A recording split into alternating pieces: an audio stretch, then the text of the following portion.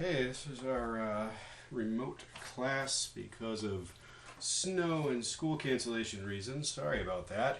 I'm on the second part of page 4 on the syllable handout, and we've just gone through the syllabification algorithm, taking a look at how onsets and codas get added in that order according to the syllabification algorithm, which enacts this alleged universal preference for onsets over codas, right? And this is meant to be a universal property of the syllable theory, that languages in general tend to put as much stuff as they can into onsets rather than codas when they have a choice. And supporting that, Hayes notes that there's a bunch of languages that seem to enforce a constraint where they need to have onsets, right? So he mentions Arabic, Ilocano, which we actually looked at in that first overview week here, and we saw that there were two different kinds of hiatus resolution processes in Ilocano.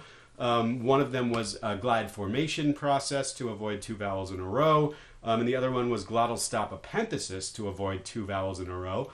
Both of those processes I presented as avoiding hiatus, avoiding two vowels in a row. Another way of putting that in syllabic terms is that they're avoiding in a syllable without an onset, right? Because if you have two vowels in a row, then the second vowel doesn't have a consonant in its onset position. So you can also analyze those cases as a language that requires syllables to have an onset. And then Hayes shows an example here from standard German, which is pretty similar to what happens in American English, but it's just a little bit more reliable at the word level, I guess, in German than it is in English. And so we've been given this example in German of how the language enforces a requirement that every syllable have an onset, right? And so the idea here is that first we're going to assigned syllables to plus syllabic segments, which are basically going to be vowels. And in German, so this is a whole bunch of words, many of which have vowels initially. So it's das ist ein alter Ochs, which I think means this is an, or that is an old ox, as far as I can tell. Again, my German not so good, but I think that's what that means. And the observation here is just that a bunch of these words have some vowel initial underlying representation, so those words are not going to have onsets in them. And by hypothesis, in German, when these lexical items come into the derivation, consonants are not allowed to resyllabify from one word to the other.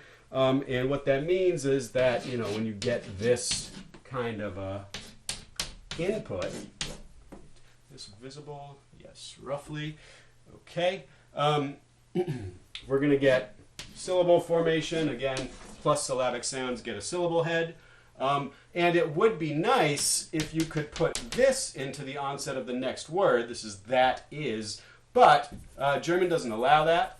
Instead, sounds have to syllabify into the words that they're a part of, or the lexical entries that they're part of in a sentence like this. And so we get all of these in coda position, right?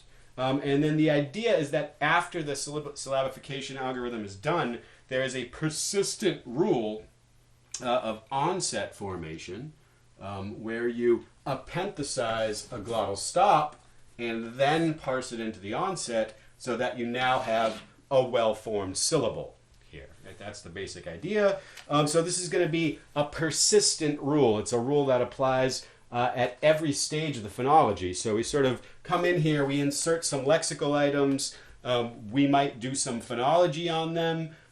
There's going to be glottal stop epenthesis. We're going to then syllabify everything. There's going to be another round of glottal stop epenthesis. This is working a lot like a constraint. Notice that. It applies wherever it can within the German phonology to derive surface syllables that have onsets, where in this case, most of these syllables are going to have glottal stop onsets. So the output is going to be something like, das ist ein alter Ochs. And so that's what it sounds like more or less with glottal stop onsets. If I didn't do that, I might pronounce this Das ist ein alter Ochs. Das ist ein alter Ochs. Das ist ein alter Ochs. Versus Das ist ein alter Ochs. Oops, I messed it up again. Das ist ein alter Ochs. Right. So I don't know if you can hear that difference, but it's the difference basically between inserting the glottal stop and not doing so.